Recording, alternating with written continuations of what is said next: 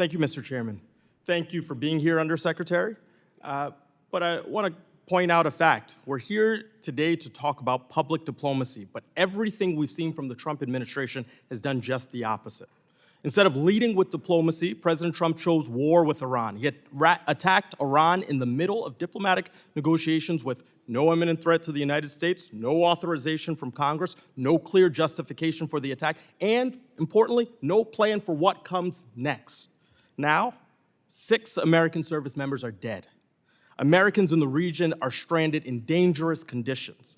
Violence is spreading across the Middle East, and our embassies are sheltering in place. That's not diplomacy. That's recklessness. How are our diplomats supposed to do their jobs when they're sheltering in place or when the embassy is on fire from Iranian drone strikes? Trump's unconstitutional war with Iran isn't the only way he's sabotaging public diplomacy. Trump gutted Voice of America. He only reopened the Persian service in June 2025 because he was about to strike Iran for the first time. Mr. Chairman, I'd like to enter into the record this column from the Washington Post. Carrie Lake is making Trump's job harder in Iran. She has gutted America's ability to get good information to the Iranian people in a conflict. It's ordered. Look, he's fired expert staff.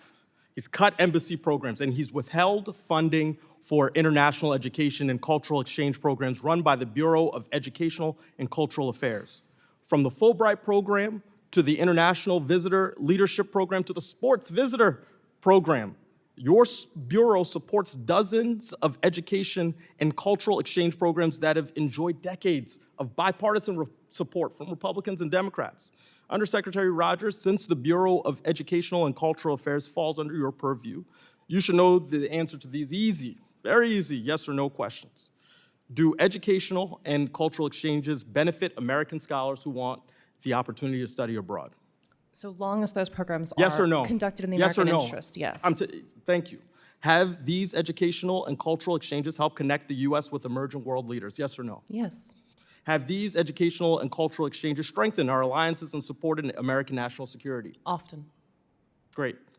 That's why these programs are some of the most effective and cost-efficient tools of public diplomacy that we have. They give Americans and students a chance to study abroad and make connections in a global economy. They give students the opportunity and funding needed to study abroad and provide our students with the skills they need to compete in the international economy.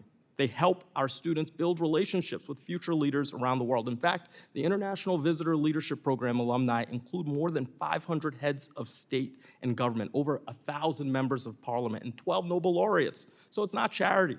That's strategic investment in American leadership. But last year, the Office of Management and Budget sat on fiscal year 2025 funding for 22 of these programs until the very end of the year. Congress appropriated the funds. The funds were released to the State Department, but the Trump administration simply did not distribute it. So Undersecretary Rogers, if these programs are important, as you confirmed, to public diplomacy, and we have that agreement, why hasn't that funding reached these critical programs yet? Thank you, Congressman. So I think a few things have happened. There have been slight top-line reductions in public diplomacy spending, including ECE, but it's been 8 to 10%. It's not been catastrophic, and with efficiencies we've reaped, we saved 180,000 man-hours last year alone through AI, media dashboards, I think, and with money we've gotten through interagency. So when's the funding getting there? I'm sorry? When is the funding getting to those programs? So my understanding is there were some interagency delays, but now these programs are back online or getting back online. So for example, our Young African Leaders Initiative, I think, is back online, and we'll have our first summit this summer. All right. That was an example but of one. I'm going to follow up with you on that because I want to know when the money gets there because Congress appropriated it. So it's got to get to where it needs to be.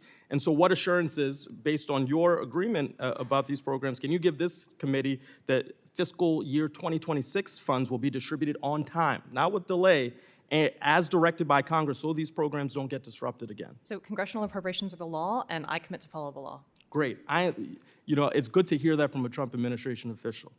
If this administration truly believes in public diplomacy, the funding and the flow of the funding has to follow the rhetoric that you've shared with me. And so with that, I yield back.